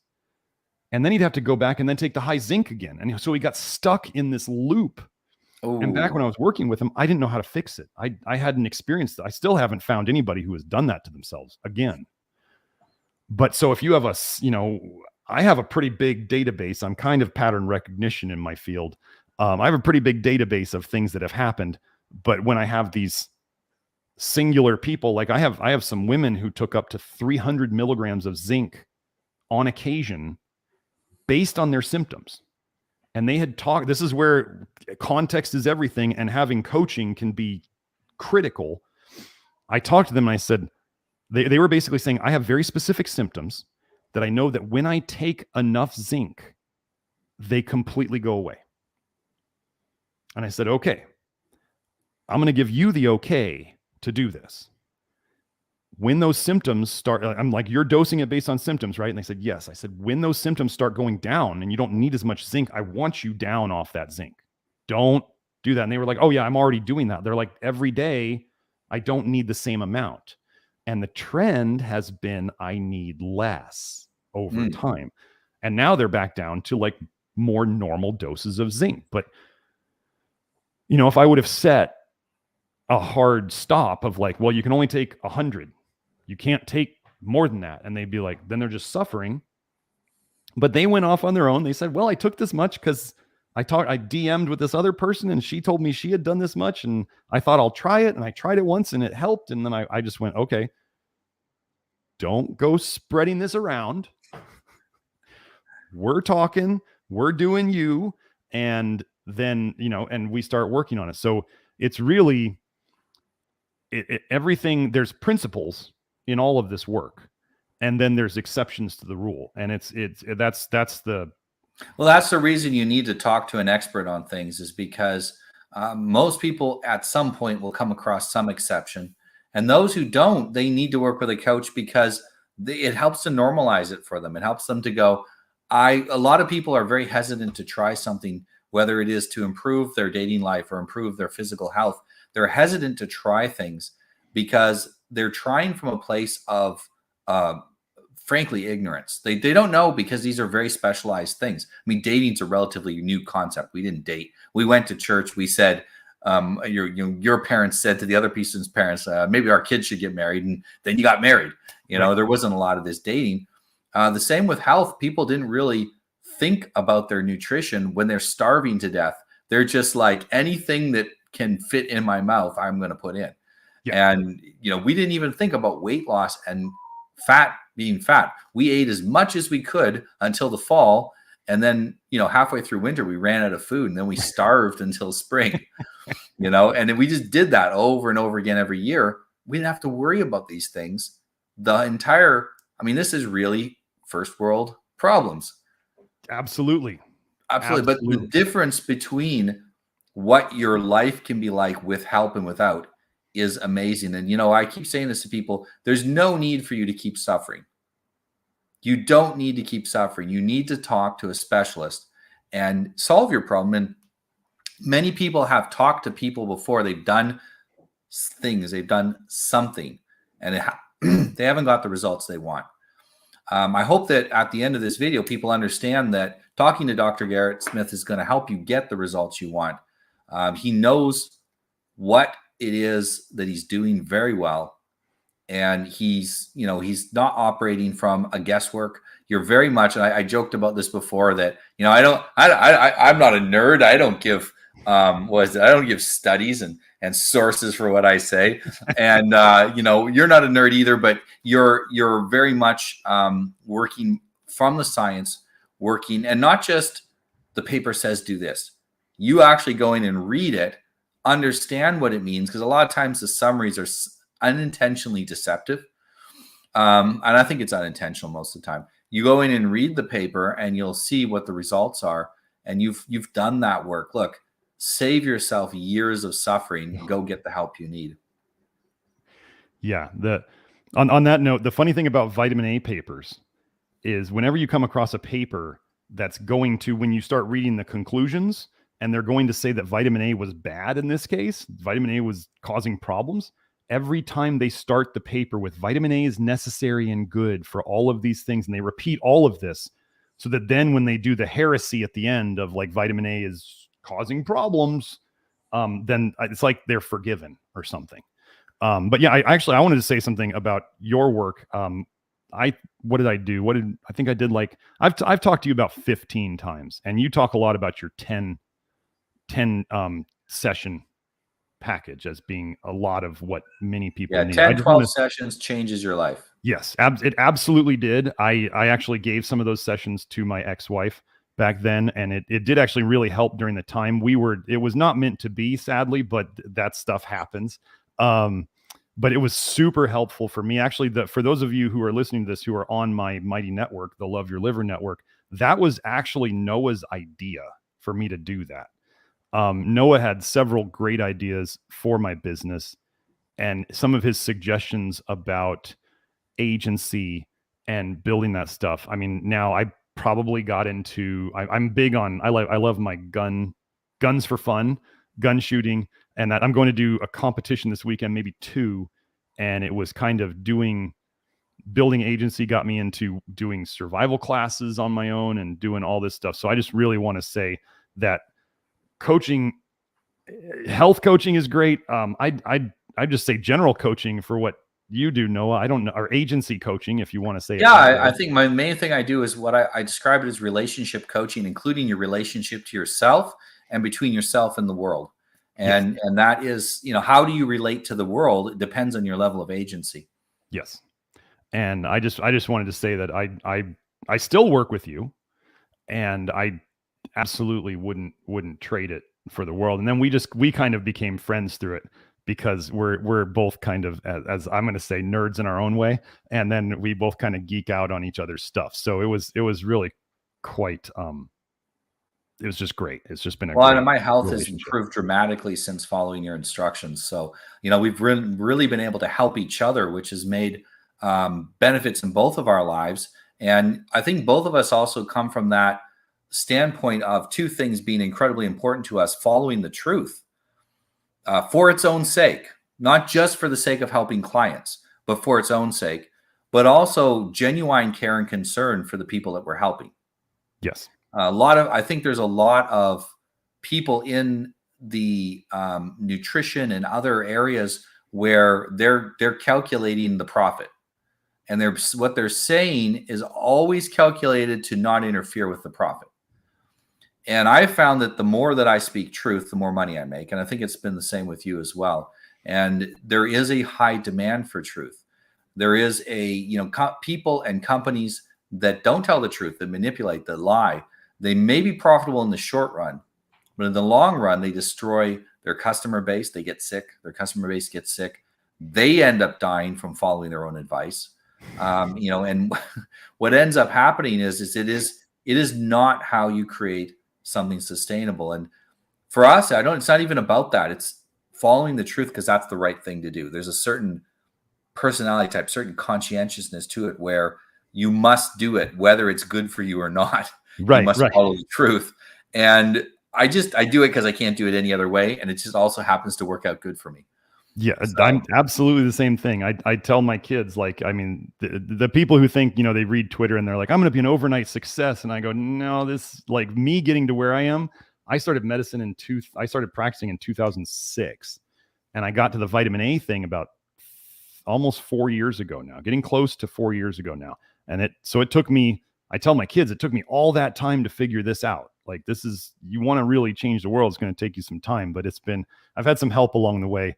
And just being open to I remember reading Grant Generou's book. For those of you who might want a free resource or if you kind of want to read a more story about this, I tend to be, a little more clinical. I tend to be kind of hard hitting in my writing, but I tend to be a little more clinical. I'm going to give you the reference here. I'm going to say it means this, but Grant Generou, you may want to put this in the notes. G Generou, GGENEREUX.blog. He is a colleague of mine, a friend of mine. He was the guy who wrote his free ebooks on vitamin A toxicity. I think he's been doing his low vitamin A diet for more than 7 years now. This guy is a scientist of the scientists in terms of doing it on himself. He's been eating for 7 years with very little variation, beef or bison, black beans, and white or brown rice at his 3 meals a day, every day. His goal, he's gotten his vitamin A down to below the detection limits of the lab. Like to the point where the lab called him and was like, your vitamin A is so low, or you should do something. And he was like, thank you very much. I'm good. I'll be all right. So he has several other people on his forum who have gotten their vitamin A levels down that low. And just so happens that both of those people have they claimed that they were type 1 diabetics. And they also claimed that they don't need their insulin anymore. Interesting. And so we have these correlation. Grant was on death's door. He said the last visit he went to his doctor, he was bright yellow with jaundice. He had eczema, very painful eczema in his armpits and, all the folds of his body. And he said that was the thing he really didn't like the most, the appearance and the pain. Yeah. And then he also said that he had chronic kidney disease. So they were basically telling him, you're up for dialysis very soon. And he decided dialysis patients don't usually last very long. No. So he went home, pretty distraught. And this is the mind. Your viewers here and me and you will appreciate this. He went and he thought, well, it's probably in my diet somewhere. Let me go look. And he went online and he looked up what foods were worst for eczema, because that was his biggest concern. And he went and he found these 10, lists of 10 foods that are the worst for eczema. And he then looked at the nutrition of them and for something in common between them, because he figured they had to have something in common. And what did he find? Vitamin A was in 9 of 10 of them. He said, okay, how about if I just create a diet that takes all the as much vitamin A as possible? There is no such thing as a 0 vitamin A diet. That's very, very important. He took all the vitamin A sources that he could out, and he was left with red meat basically, and he decided beans and rice. It was kind of just something he put together. And I think it took him about a year for the first stuff to really start going away. He just stuck with it for a year, and now he is the only person. I mean, the eczema went away, the jaundice went away. He says his nephrologists, his kidney doctors, say that he is the only person that they have ever come across who has fully recovered from chronic kidney disease. Lab-wise. I mean, his health is great. He's 60. He's just doing amazing stuff. I think he said his scoliosis seems to be resolving itself. His mild scoliosis seems to be fixing itself. Yeah, we've seen bony changes. Absolutely. But he's got 3 free ebooks at his website. They're really great. They were written years ago. I came into this game getting close to 4 years ago. And so Grant comes on my inner circle, my video Q&A, which I'm going to go do right after this. He comes on once a month to take questions. And he's introduced me to Anthony Mawson, who's the best researcher on vitamin A toxicity. Anthony Mawson introduced me to the cholestasis idea, the toxic bile in the blood. And then I'm basically the guy who's been taking the science stuff of it, where they're saying, here's the problems. And I'm going, okay, here's how it all fits in, and here's how we're going to fix it. So I'm the put it to work guy. And I think that's how most of the best things go, because often the researchers that are very much into the science of what's going wrong, the way they have to think about it and the way you have to think about it to do treatment are different, and you can't be the same person very often. It's so important that we work with other people when we're solving our problems like that. Yes. Yeah. And I mean, because Grant's diet, like it's a low vitamin A diet, but as I talk to people about, they'll say, well, why don't I'll just go do Grant's diet. I don't want to pay you any money, Dr. Smith. I'm going to go do Grant's diet. And I'm like, cool. Eat the same thing 3 times a day for the next 3 years, 6 years. I don't know how long it's going to take. Hopefully you don't have any nutrient deficiencies that diet can't address or doesn't address, because if one of the things I think that goes on with this process, it makes sense that as we're detoxing, there's certain minerals that you need, like let's say zinc. Let's just throw out zinc. You need zinc to make retinol binding protein, which protects you from vitamin A. You need zinc to help get rid of copper. You need zinc to help get rid of cadmium, mercury, lead. What if you have a lot of those in your system and we start taking out, just like you had, right? You took out the poison or the poisons and you thought, hey, I'm doing pretty good. I'm doing pretty good. And then all of a sudden we throw in the nutrients that you didn't have enough of. And all of a sudden you're like, whoa, this is a whole nother level. That's why it's those two things. Give the body what it needs, help it get rid of what it didn't want, and then get the hell out of the way. A lot of people, they start thinking that this whole game is just avoid vitamin A, which is huge. That's huge. That's the part that almost nobody gets. So that's the sleeper part that people will make a mistake because they think they're going to be healthy. I'm going to eat more vitamin A foods. I'm going to eat the sweet potatoes instead of the white potatoes. I'm going to eat the liver instead of the muscle meat. And I want the super orange egg yolks instead of just the yellow ones. And they just dig themselves the superfoods. Every single plant superfood, mega high in vitamin A. Absolutely. Super high in vitamin A.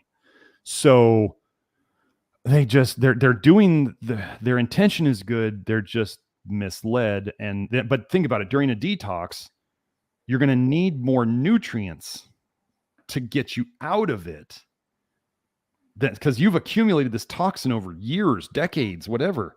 And all of a sudden now your body starts dumping it back into the system. And if you don't have enough to protect yourself, and if whatever you're choosing to eat for foods isn't enough, you don't get to know that if you're not testing. Yeah. You just get to suffer or maybe guess. You can, that's why my saying is we test, we don't guess, then we address. If you're scientific in other parts of your life. Well, this is the way that all medicine should work. And one of the things I've noticed is you often go to the doctor and you describe a symptom and here's a pill. Yeah. And it's like, gonna do any testing? No, don't need testing. Testing costs money. Take a pill. Well, you'll feel better.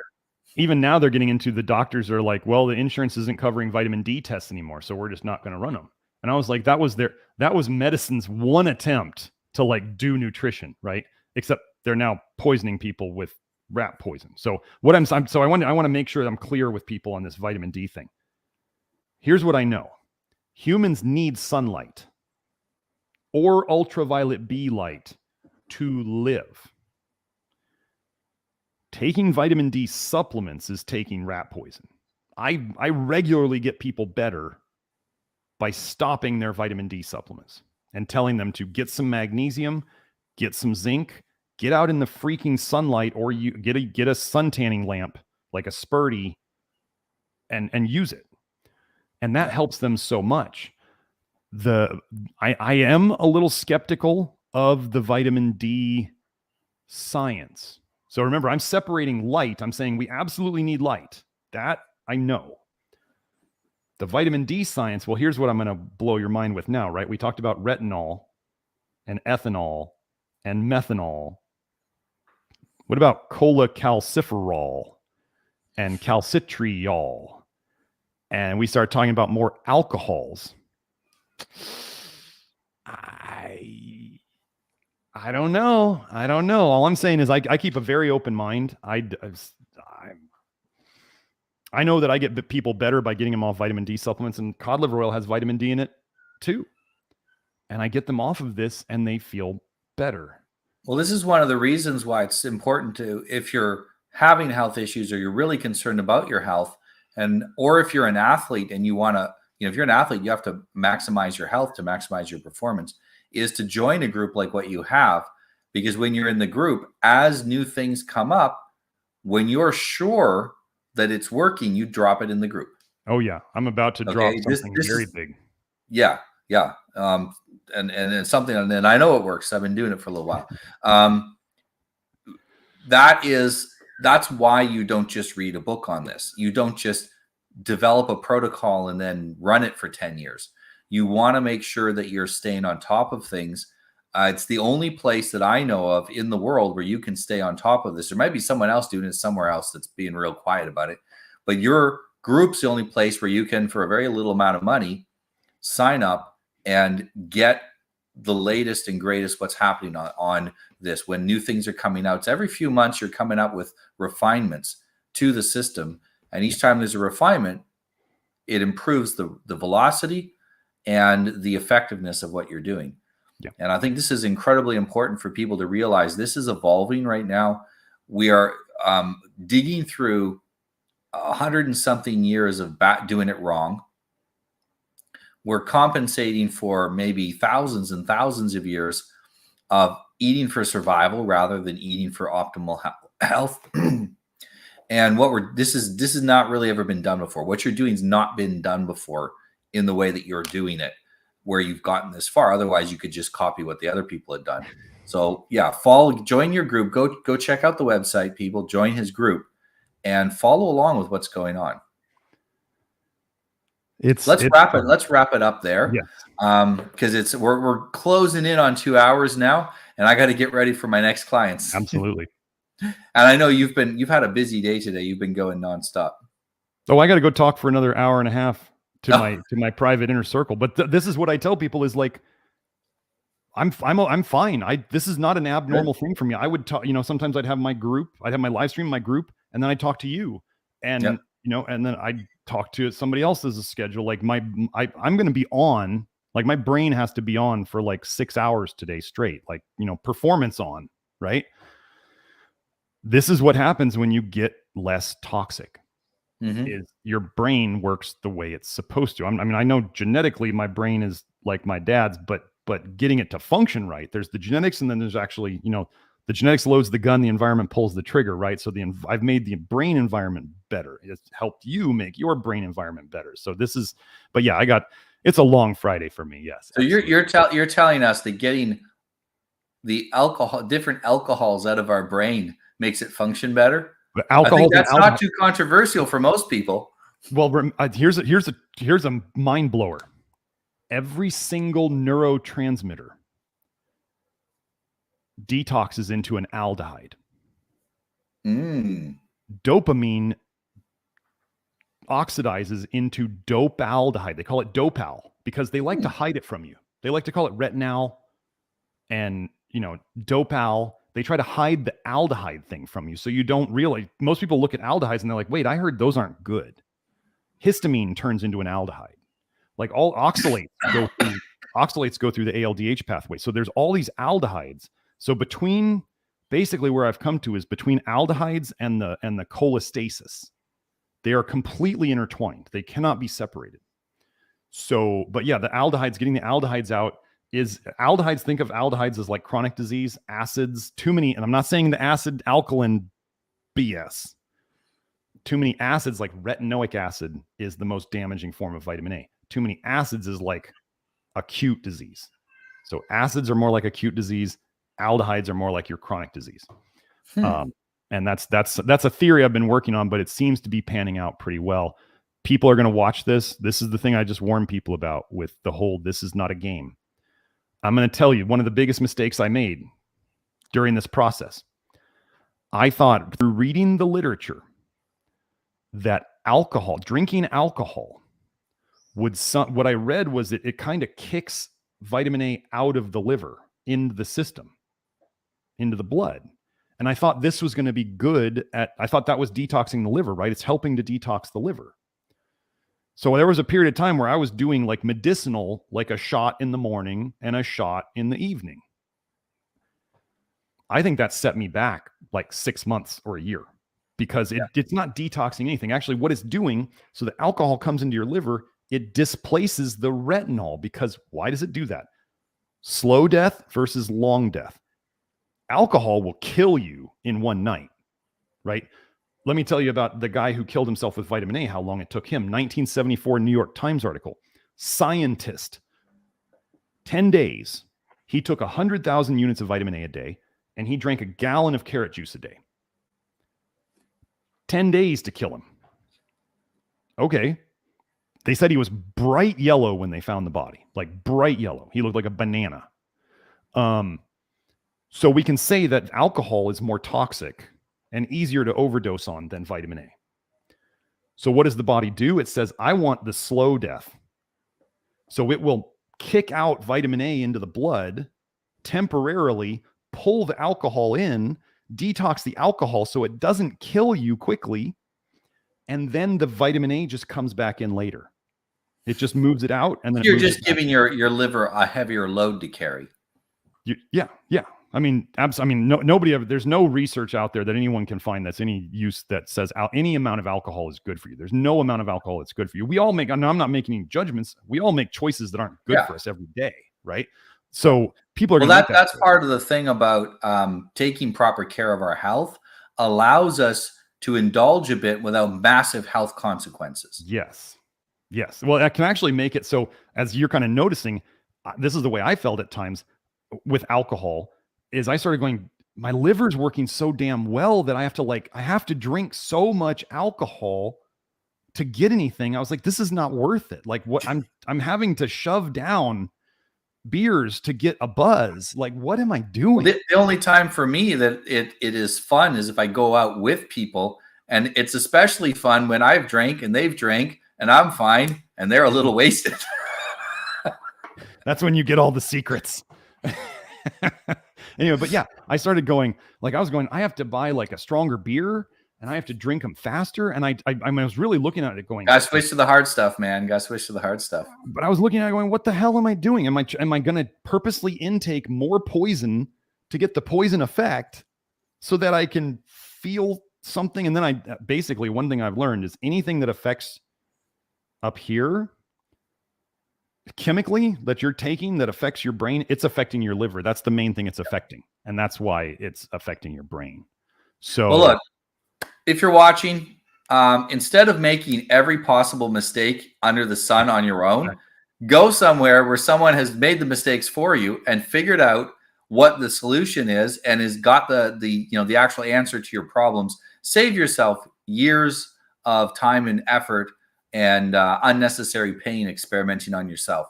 And it's really great talking to you, Garrett. I really appreciate you coming on the show and giving us a couple hours of your very valuable time.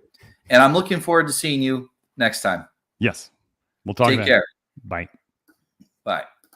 And outro. Thank you for watching our video, and I hope it inspired you to take action in your life. Please subscribe to our channel and like this video to get more agency building content. The real secret sauce is in our newsletter. Click on the link in the video description below to sign up. I promise I won't flood your inbox, and anything that we do send you will be of high value.